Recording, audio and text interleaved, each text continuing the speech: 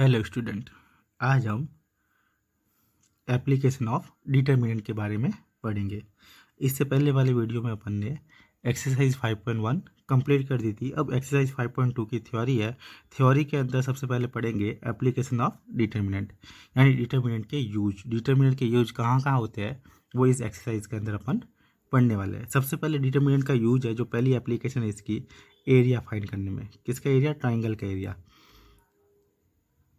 Area of triangle.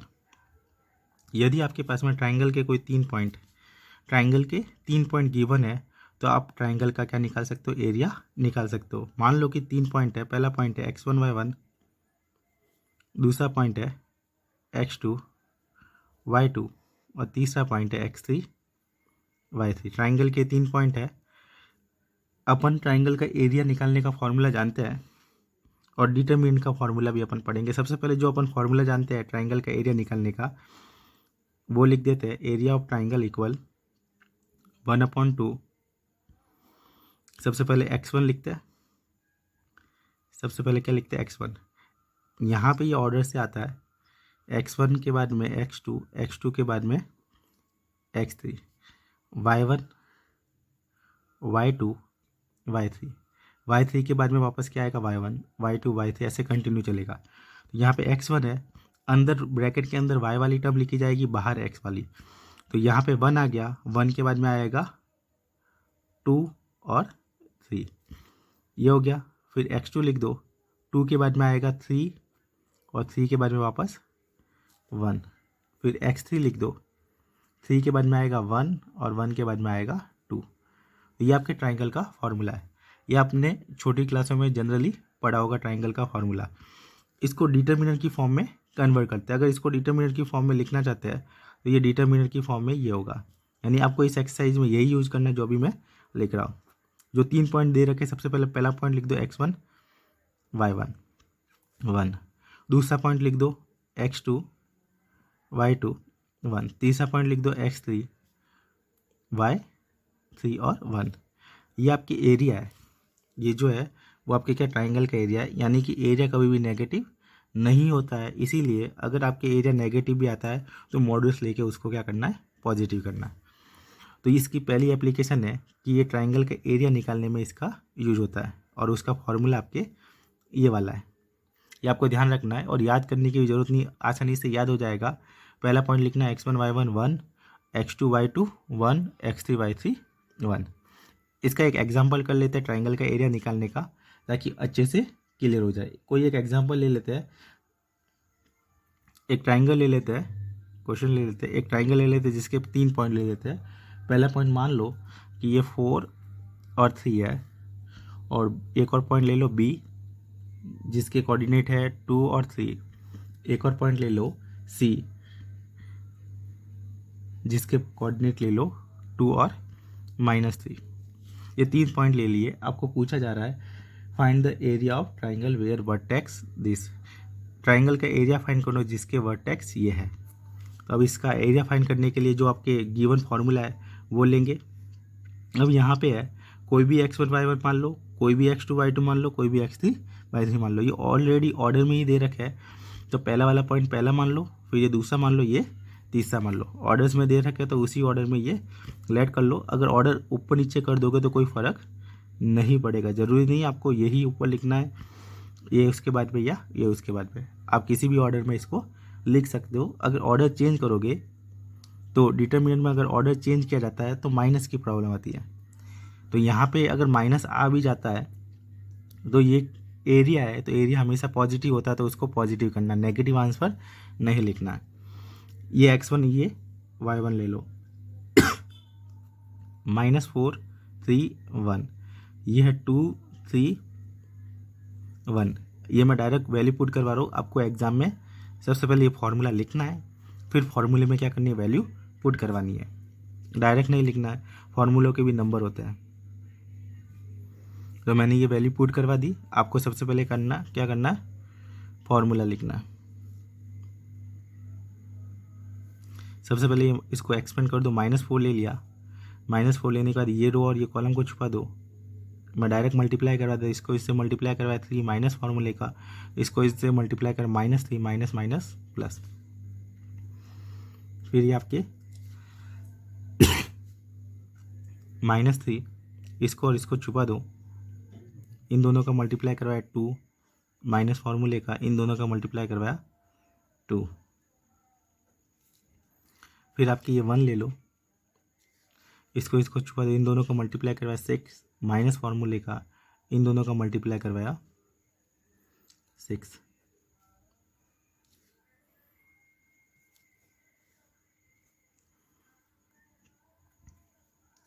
One upon 2, 3 और 3 6, 6 को 4 से मल्टीप्लाई करा दो 24, 2 माइनस 2 ये तो 0 हो गया, ये वाली टर्म, 6 और 6 कितना हो गया 12 हो गया, 12 को 1 से मल्टीप्लाई करवा दो तो 12 ही आएगा,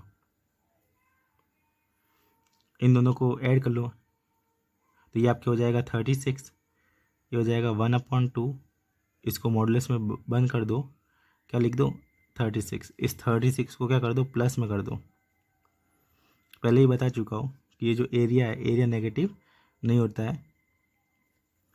तो ये आपके स्क्वायर यूनिट लिखनी है, कोई यूनिट नहीं है तो क्या लिखनी है स्क्वायर यूनिट, एरिया है उसकी जो यूनिट होती है वो क्या होती है स्क्वायर यूनिट होती है, तो आपके इसका एरिया कितना आ जाएगा 18 स्क्वायर यूनिट। एरिया क्या होता है पॉजिटिव वैल्यू होती है, एक बार नेगेटिव लिख दो फिर उसको क्या करना है पॉजिटिव करना है क्योंकि एरिया उसका रीजन भी लिखना है, area is the positive value not negative, तो एरिया पॉजिटिव वैल्यू है इसीलिए आपके -18 आंसर न होके क्या हो जाएगा +18 होगा। एग्जाम में मेंशन एक लाइन लिखनी है आपको, area is the positive value, so इसलिए -18 जो आंसर आ रहा था उसको प्लस करना है, एरिया कभी भी नेगेटिव नहीं होता है। तो ये एक एग्जाम्पल हो गया इस फॉर्मूले का यूज़ का कि आपको कोई 3 पॉइंट दे रखे होंगे उससे बनने वाले ट्राइंगल का एरिया निकालना, तो इस तरीके से आप निकाल सकते हो। अब देखते हैं condition of collinearity of 3 point, 3 point के कोलिनियर होने की कंडीशन। कोलिनियर का मतलब होता है तीनों पॉइंट एक ही सीध में या एक ही लाइन पे होने की condition.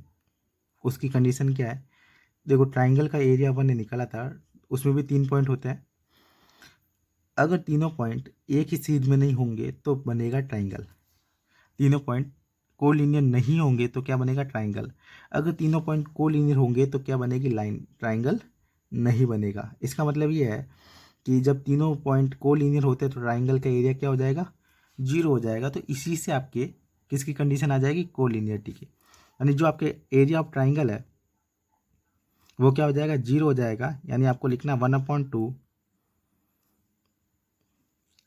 x1 y1 1 x2 y2 1 x3 y3 1, ये कोलिनियरिटी की कंडीशन हो जाएगी। एरिया ट्राइंगल का एरिया क्या हो जाएगा 0 हो जाएगा, और इसको सॉल्व कर देते ये 1/2 यहाँ पे मल्टीप्लाई हो 0 में जाके क्या हो जाएगा 0 हो जाएगा। इसको और इजी फॉर्म में लिख सकते हो x1 y1 1 x2 y2 1 x3 y3 1, ये आपके 0। ये जो कंडीशन दिख रही है ये किसकी कंडीशन है कोलिनियरिटी की कंडीशन है।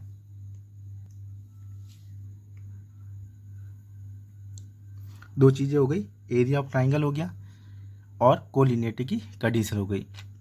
ये दोनों डिटर्मिनेंट के यूजेज में आएंगे, एप्लीकेशन के अंदर आएंगे। एरिया ऑफ ट्राइंगल के लिए भी वही फार्मूला है और कंडीशन ऑफ कोलिनियरिटी के लिए भी वही फार्मूला है। कोलिनियरिटी के लिए जो एरिया ऑफ ट्राइंगल है उसके इक्वल में 0 रख दो, तो जो आपकी इक्वेशन बनेगी वो आपके क्या होगी कंडीशन ऑफ कोलिनियरिटी होगी, यानी कोलिनियरिटी की क्या होगी कंडीशन होगी। यह आपको प्रूव करना है कि 3 पॉइंट कोलिनियर है या नहीं है, तो ट्राइंगल का एरिया निकाल दो। अगर ट्राइंगल का एरिया 0 आता है तो तीनों पॉइंट क्या है कोलिनियर है, अगर ट्राइंगल का एरिया 0 नहीं आता है उसके अलावा कुछ भी आता है तो तीनों पॉइंट कोलिनियर नहीं है। कि तीनों पॉइंट को कोलिनियर प्रूव करने की ये कंडीशन है। दो चीज़ें क्लियर हो गई होगी। अब देखते हैं नेक्स्ट। अब नेक्स्ट है, नेक्स्ट एक्सप्लिकेशन में अपन पढ़ेंगे equation of line passing through 2 point. अपन ने 11 के अंदर 2 लाइन से पास होने वाली लाइन की इक्वेशन पढ़ी थी, लेकिन अब इस चैप्टर के अंदर अपन डिटरमिनेंट की फॉर्म में 2 पॉइंट से पास होने वाली लाइन की इक्वेशन पढ़ेंगे। जो अपन ट्राइंगल के एरिया का फॉर्मूला यूज कर रहे हैं उसी में थोड़ा सा चेंज करना है। ये 3 पॉइंट के लिए था, अगर आपके पास में 2 पॉइंट हो, ये का ये है, ज़्यादा लोड नहीं पड़ेगा।